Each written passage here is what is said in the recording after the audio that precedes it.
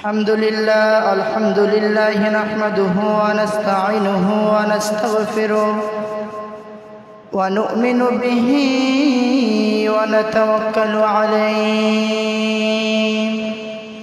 ونعوذ بالله من شرور أنفسنا ومن سيئات أعمالنا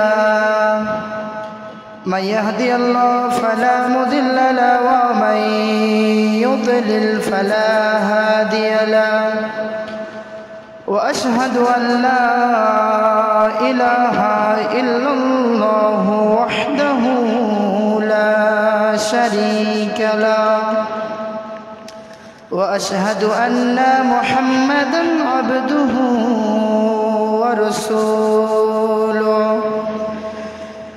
الذي أرسله بالحق بشيرا ونذيرا وداعيا إلى الله بإذنه وسراجا وقمرا منيرا أما بعد فإن خير الحديث كتاب الله وخير الهدي هدي محمد صلى الله عليه وسلم وشر الأمور محدثاتها وكل محدثة بدعة وكل بدعة ضلالة وكل ضلالة في النار أما بعد فقد قال الله تعالى في كلامه المجيد أعوذ بالله من الشيطان الرجيم بسم الله الرحمن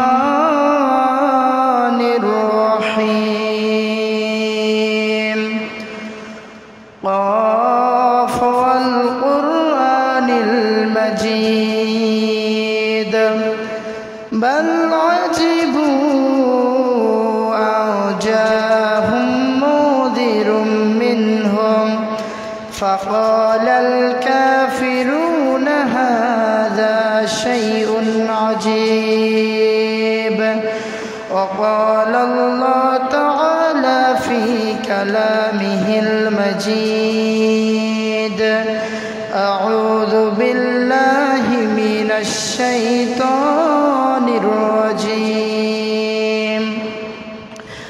بسم الله الرحمن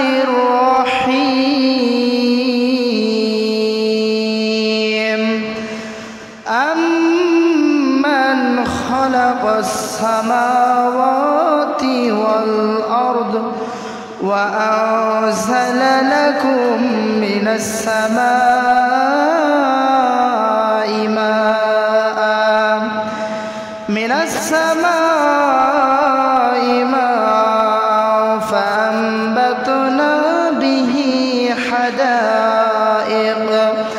فأنبتنا به حدائق ذات بهجة ما كان لكم أن تنبتوا شجرها أإله مع الله بل هم قوم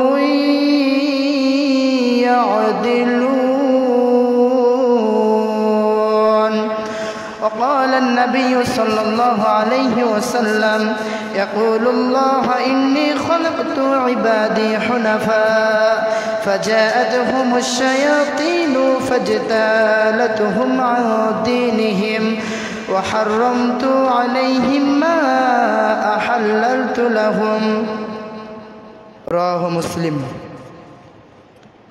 الحمد لله समस्त प्रशंसा আল্লাহ সুবহানাহু ওয়া তাআলার জন্য যে আল্লাহ সুবহানাহু ওয়া তাআলা আজকে পবিত্র দিন জুমার দিন আমাদের সকলকে এখানে আসার তৌফিক সুযোগ দান করলেন।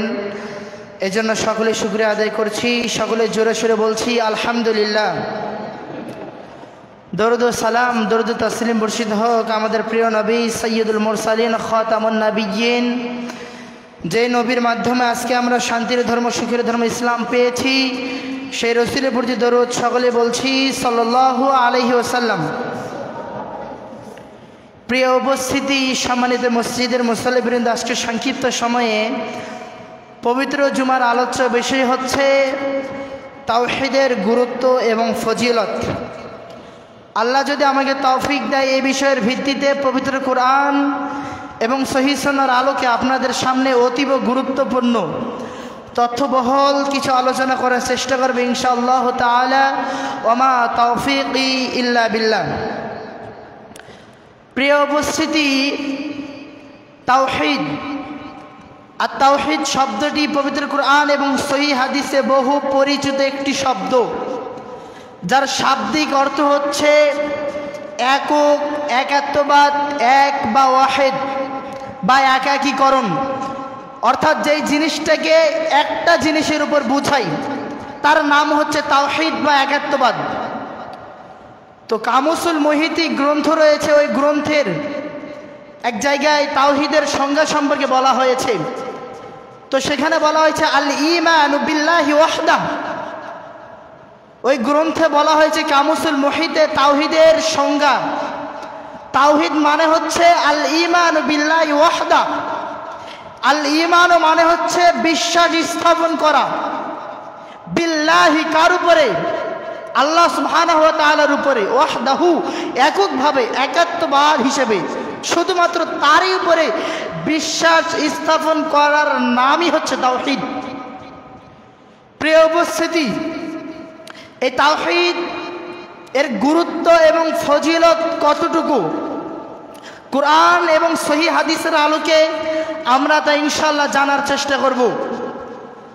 তো এই তাওহীদ হচ্ছে এমন একটা ইম্পর্টেন্ট প্রয়োজন জিনিস, যে তাওহীদটা প্রত্যেকটা মানুষের জন্য অতীব গুরুত্বপূর্ণ। নাম্বার ওয়ান বিষয় হচ্ছে তাওহীদ। আপনি যত ইবাদত করেন, যা কাজ করেন, যত বান্দেগি করেন, সমস্ত কিছুর মূলে রাখতে হবে তাওহীদকে, তাছাড়া কোনো ইবাদত কবুল হবে না। আপনি সালাত আদায় করতেছেন, সিয়াম পালন করতেছেন, হজ করতেছেন, দান করতেছেন, যাকাত দিচ্ছেন, প্রত্যেকটির শুরুতে তাওহীদকে প্রাধান্য দিতে হবে, অর্থাৎ তাওহীদকে রাখতে হবে। বলতে গেলে বলা যায় যে পবিত্র কোরআন এবং সহিহ সুন্নাহর আলোকে প্রত্যেকটা ইবাদতের মূলে হচ্ছে তাওহীদ। অর্থাৎ একজন মানুষের জীবনের সর্বপ্রথম যেটা প্রয়োজন ওইটা হচ্ছে তাওহীদ। তাওহীদ ছাড়া কোনো মানুষ পৃথিবীতে আসেনি, তাওহীদ ছাড়া আল্লাহ কোনো মানুষকে সৃষ্টি করেনি। প্রিয় উপস্থিতি, প্রত্যেকটা মানুষ যারা পৃথিবীতে সৃষ্টি হয়েছে, আল্লাহ যাদেরকে বানিয়েছে, প্রত্যেকটা মানুষকে আল্লাহ তাওহীদের উপরে বানিয়েছে। যারা হিন্দু, যারা খ্রিস্টান, যারা ইহুদি, যারা নাসারা, যারা নাস্তিক এবং যারা মুসলমান, প্রত্যেককে আল্লাহ তাওহীদের উপরে সৃষ্টি করেছেন। যদি আল্লাহ প্রত্যেকটা মানুষকে তাওহীদের উপর যদি না সৃষ্টি করতেন, তাহলে মানুষের আল্লাহকে বলতো যে আল্লাহ, আপনি তো আমাদেরকে তাওহীদের উপরে সৃষ্টি করেননি, এত আজকে আমরা পাপ করেছি, আমরা তাওহীদ বুঝিনি, কেন আপনি আমাদেরকে জাহান্নামে দিচ্ছেন? আপনি আল্লাহকে আমি বলতে পারতাম, কিন্তু বলার কোনো সুযোগ নেই, কারণ আল্লাহ প্রত্যেকটা মানুষকে তাওহীদের উপর সৃষ্টি করেছেন। দেখুন, রাসূলুল্লাহ সাল্লাল্লাহু আলাইহি সাল্লাম বলছেন, মুসলিম মিরাতের 1 নম্বর খণ্ডের 175 নম্বর হাদিস, রাসূলুল্লাহ সাল্লাল্লাহু আলাইহি সাল্লাম বলছেন, ইয়াকুলুল্লাহ, আল্লাহ সুবহানাহু ওয়া তাআলা বলছেন, ইন্নী খলাকতু ইবাদি হুনাফা। আল্লাহ রাসূল বলছেন, হাদিসে কুদসি আল্লাহ বলছেন, ইয়াকুলুল্লাহ, আল্লাহ সুবহানাহু ওয়া তাআলা বলছেন, ইন্নী খলাকতু ইবাদি হুনাফা। আল্লাহ বলছেন, আমি আমার প্রত্যেকটা বান্দাকে, শুধু মুসলমান নয়, এখানে শুধু খাস করে মুসলমানকে বলা হয়নি, বা খাস করে খ্রিস্টান বা খাস করে হিন্দু কাউকে বলা হয়নি, আল্লাহ তাআলা আমভাবে প্রত্যেকটা মানুষকে বলেছে, যাদেরকে আল্লাহ নিজের হাতে বানিয়েছে, যাদেরকে আল্লাহ সৃষ্টি করেছে, প্রত্যেকটা মানুষকে আল্লাহ বলছে। আল্লাহ কি বলছে? ইন্নী খলাকতু ইবাদি হুনাফা, আমি আল্লাহ আমার বান্দাদেরকে প্রত্যেকটা মানুষকে আমি আল্লাহ সৃষ্টি করেছি হুনাফা, তাওহীদের উপরে, একাত্মবাদের উপরে আমি আল্লাহ সৃষ্টি করেছি। আমি আল্লাহ প্রত্যেকটা মানুষকে তাওহীদের উপরে সৃষ্টি করেছি। এরপরে আল্লাহ বলছেন ফাজাআতহুমুশ শায়াতিনু ফাজতালাতহুম আন দীনহিম, আমি আল্লাহ মানুষদেরকে তাওহীদের উপর সৃষ্টি করেছি, কিন্তু শয়তান তাদেরকে বিভ্রান্ত করেছে, শয়তান তাদেরকে ধোঁকা দিয়েছে, তাদেরকে দিন থেকে ফিরিয়ে এনেছে, অর্থাৎ তাদেরকে দিন থেকে সরিয়ে নিয়েছে শয়তান। কিন্তু আল্লাহ প্রত্যেকটা মানুষকে তাওহীদের উপর সৃষ্টি করেছেন, শয়তান ধোঁকা দিয়ে, শয়তান বিভ্রান্তি দিয়ে তাকে সঠিক সরল পথ দিন থেকে তাকে দূরে রেখেছে। কিন্তু আল্লাহ মানুষকে তাওহীদের উপরে সৃষ্টি করেছে। এরপর আল্লাহ বলছেন ফলে কি হয়েছে, ফলে শয়তান যে তাদেরকে বিভ্রান্ত করেছে এর ফলে কি হয়েছে, ও হাররামতু আলাইকুম মা আহাল্লালতু লাকুম, ফলে আমি আল্লাহ যেটাকে তাদের জন্য হালাল করেছি, আমি আল্লাহ তাদের জন্য যেটাকে জায়েজ করেছি তারা সেইটাকে হারাম নাজায়েজ বানিয়ে নিয়েছে। আল্লাহ রসুল বলছেন যে আল্লাহ মানুষকে সৃষ্টি করেছেন তাওহীদের উপরেই, শয়তান তাদেরকে ধোঁকা দিয়েছে, শয়তান তাদেরকে বিভ্রান্ত করেছে, তাদেরকে দিনের পথ থেকে দূরে রেখেছে। দূরে রাখার কারণে এই মানুষেরা হারাম জিনিসটাকে হালাল করে নিয়েছে এবং হালাল জিনিসটাকে হারাম বানিয়ে নিয়েছে। প্রিয় উপস্থিতি, এখানে আল্লাহ থামেননি, এখানে আল্লাহ দাঁড়িয়ে যাননি। যখনই আল্লাহ মানুষদেরকে তাওহীদের উপর সৃষ্টি করলেন, শয়তান তাদেরকে বিভ্রান্ত দিল, শয়তান তাদেরকে ধোঁকা দিল। আল্লাহ বলছেন তৎক্ষণাৎ যখনই শয়তান তাদেরকে ধোঁকা দেয়, যখনই শয়তান তাদেরকে পথভ্রষ্ট করে, তখনই আমি আল্লাহ ওই পথভ্রষ্ট মানুষগুলোকে ফিরিয়ে আনার জন্য, ব্যাক করার জন্য আমি আল্লাহ যুগে যুগে শত শত লক্ষ লক্ষ নবী রাসূল প্রেরণ করলাম, যাতে করে তারা মানুষগুলোকে তাওহীদ থেকে, তাওহীদের পথ থেকে যেন দূরে যেন না নিয়ে যেতে পারে। এই জন্য আল্লাহ কি করলেন, যুগে যুগে শত শত লক্ষ লক্ষ নবী রাসূল প্রেরণ করলেন। নূহ আলাইহিস সালাম থেকে মুহাম্মদ সাল্লাল্লাহু আলাইহি সাল্লাম পর্যন্ত মানুষদেরকে তাওহীদমুখী করার জন্যই, মানুষদেরকে তাওহীদের উপরে অটল রাখার জন্যই প্রায় লক্ষাধিকের চাইতে বেশি নবী রাসূল এসেছেন। আল্লাহ কেন পাঠালেন তাদেরকে, যাতে করে মানুষেরা যেন তাওহীদপন্থী যেন না হয়, যাতে করে মানুষেরা তাওহীদ থেকে দূরে যেন না যায়। কারণ মানব জীবনের মূল ভিত্তি, মানব জীবনের মূল ভিত্তি হচ্ছে তাওহীদ। যার ভিতরে তাওহীদ নেই ও কোনোদিন মুসলমান হতে পারে না। যার ভিতরে তাওহীদ নেই ও মুসলমান হতে পারে না। হ্যাঁ, তাওহীদ কম থাকতে পারে, বেশি থাকতে পারে, কিন্তু যার ভিতরে কিঞ্চিত পরিমাণ তাওহীদ নেই ও কোনোদিন মুসলমান হতে পারে না। ও মুসলমান থেকে খারেজ, ও মুসলমান থেকে দূরে সরে গেছে। এখন আসি, তাওহীদটাকে এত গুরুত্ব দেওয়া হচ্ছে, এই তাওহীদকে প্রতিষ্ঠা করার জন্য আল্লাহ যুগে যুগে এত শত শত লক্ষ লক্ষ নবী রাসূল প্রেরণ করলেন। এই তাওহীদের এমন কি প্রয়োজন, এই তাওহীদের এমন কি গুরুত্ব, যার কারণে নবী রাসূলকে আল্লাহ প্রেরণ করলেন। প্রিয় উপস্থিতি, আল্লাহ বলছেন ওয়ালাকাদ বাআসনা ফি কুল্লি উম্মাতির রাসূলান আন ইবুদুল্লাহ ওয়াজতানিবুত তাগুত। আল্লাহ বলছেন ওয়ালাকাদ, অবশ্যই অবশ্যই, বাআসনা, আমি আল্লাহ প্রেরণ করেছি রসুলান, রসুলদেরকে, নাবিদেরকে আমি আল্লাহ প্রেরণ করেছি, বার্তাবাহক হিসেবে তাদেরকে প্রেরণ করেছি, তাদেরকে বাশির এবং নাযির হিসেবে প্রেরণ করেছি, সাবধানকারী সতর্ককারী হিসেবে আমি আল্লাহ প্রেরণ করেছি। কেন করলেন? আল্লাহ বলছেন তাদেরকে প্রেরণ করার মূল লক্ষ্য উদ্দেশ্য হচ্ছে আনিয়াবুদুল্লাহ, যেন মানুষেরা তাওহীদকে যেন প্রতিষ্ঠা করে, অর্থাৎ আল্লাহর ইবাদত যেন করে, আল্লাহর ইবাদত যেন করে, তাওহীদকে যেন প্রতিষ্ঠা করে। এজন্য আমি আল্লাহ যুগে যুগে শত শত নবী রাসূলকে প্রেরণ করেছি। এবং আর কি করবে? মানুষদেরকে তাওহীদের উপর প্রতিষ্ঠা করবে। আর কি করবে?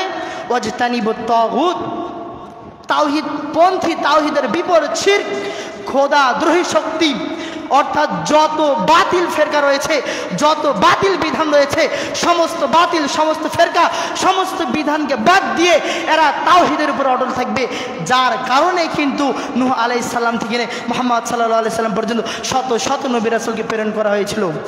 আদম থেকে নূহ পর্যন্ত প্রায়, যেটা ইতিহাস মতে পাওয়া যায়, যেটা 1000 বছরের দূরত্ব, 100,000 বছরের দূরত্ব, এই 100,000 বছরে কোনো শিরক ছিল না, কোনো বিদআত ছিল না, কোনো মানুষ আল্লাহ থেকে তাওহীদপন্থী থেকে দূরে ছিল না। কিন্তু নূহ আলাইহিস সালামের সময় যখনই এসেছে, যখনই মানুষেরা মূর্তিকে বানিয়ে মূর্তির পূজা করতে শুরু করলো, মূর্তির ইবাদত করতে শুরু করলো, তখন আল্লাহ বলছেন আমি আল্লাহ সর্বপ্রথম রসুলকে প্রেরণ করলাম। আমি আল্লাহ তাওহীদকে প্রতিষ্ঠা করার জন্য সর্বপ্রথম রসুল এবং নাবী হিসেবে প্রেরণ করলাম, তার নাম হচ্ছে নূহ আলাইহিস সালাম। সর্বপ্রথম মানুষেরা তাওহীদ থেকে যারা দূরে সরে গেছে, এদের থেকে ঠিক করার জন্য আল্লাহ সর্বপ্রথম নূহ আলাইহিস সালামকে পৃথিবীর বুকে পাঠালেন। পৃথিবীর বুকে পাঠিয়ে নূহ আলাইহিস সালামকে ওহী করে দিলেন। নূহ আলাইহিস সালামকে বললেন যে লাকাদ আরসালনা নূহান ইলা কওমিহি, লাকাদ অবশ্যই আরসালনা আমি আল্লাহ প্রেরণ করেছি নূহ আলাইহিস সালামকে ইলা কওমিহি, তার সম্প্রদায়, তার জাত, তার গোষ্ঠী, তার কওমের নিকটে আমি আল্লাহ প্রেরণ করেছি নূহ আলাইহিস সালামকে। কেন? ফাকালা ইয়া কওমি ইবুদুল্লাহ, যাতে করে নূহ আলাইহিস সালাম তার কওমকে, তার জাতিকে, তার সম্প্রদায়কে, তার গোষ্ঠীকে যেন বলে, কি বলে? আনি ইবুদুল্লাহ, তোমার আল্লাহর ইবাদত করো। মা লাকুম মিন ইলাহিন গায়রি, ওই আল্লাহ ছাড়া আর তোমাদের দ্বিতীয় কোনো ইলাহ, দ্বিতীয় কোনো উপাস্য নেই। আল্লাহ ছাড়া দ্বিতীয় কোনো ইলাহ আছে নাকি? বলেন, আছে নাকি? নাই। প্রিয় উপস্থিতি, এজন্য আল্লাহ নূহ আলাইহিস সালামকে প্রেরণ করলেন যাতে করে মানুষের তাওহীদ থেকে যেন দূরে সরে যেন না যায়, তারা যেন তাওহীদের উপর সর্বদা যেন অটল থাকে। প্রিয় উপস্থিতি, আপনি আমি যদি সালাত আদায় করি, সিয়ামও যদি করি, যাকাতও দেই, হজও করি, দানও দেই, প্রত্যেকটার শুরুতে তাওহীদ যদি না থাকে ওইটা কোনোদিন কবুল গ্রহণযোগ্য হবে না।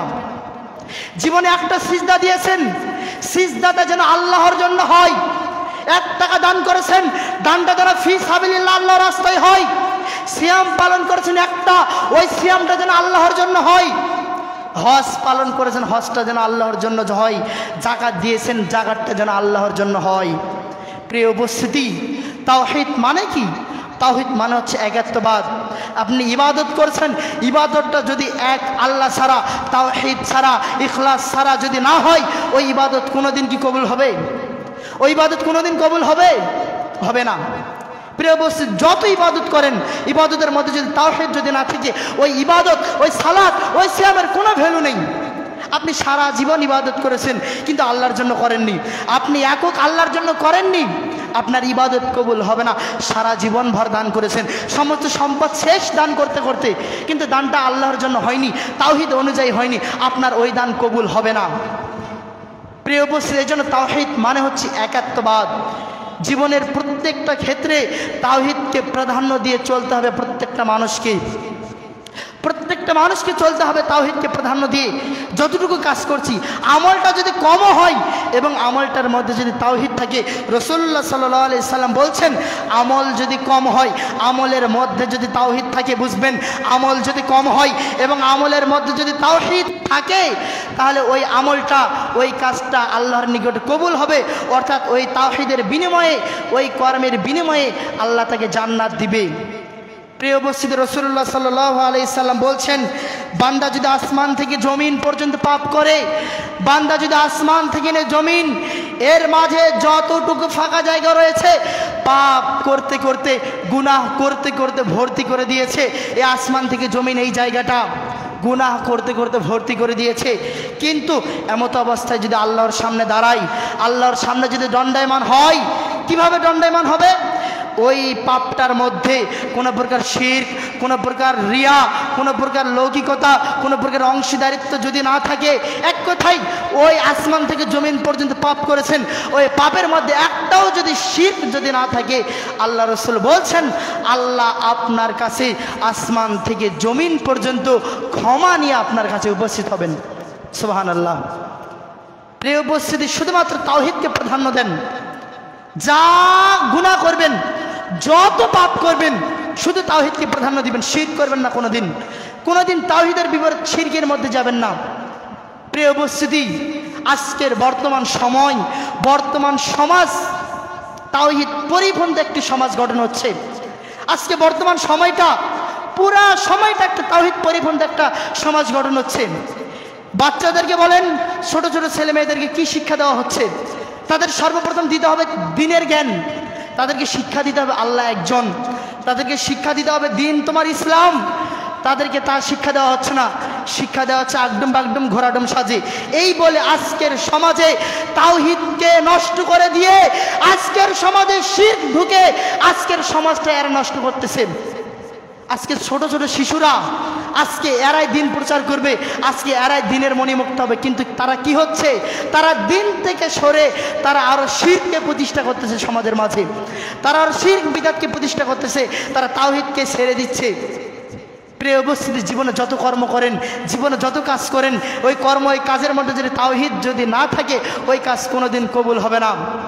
প্রিয় উপস্থিতি, এজন্য জীবন গড়ুন তাওহীদ অনুযায়ী, তাওহীদের উপর জীবন গড়ুন, তাহলে ওই জীবন, ওই সময়, ওই আমলের দাম আল্লাহ সুবহানাহু ওয়া তাআলার কাছে রয়েছে। প্রিয় উপস্থিতি, দেখুন আল্লাহ সুবহানাহু ওয়া তাআলা কি বলছেন।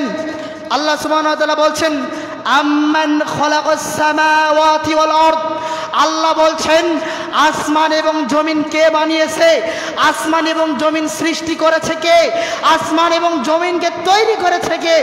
আল্লাহ বলছেন সূরাতুন নাহল 60 নম্বর আয়াত, আল্লাহ বলছেন আম্মান খালাকাস সামাওয়াতি ওয়াল আরদ, আসমান এবং জমিনকে কে বানিয়েছে, আসমান এবং জমিনকে সৃষ্টি কে করেছে।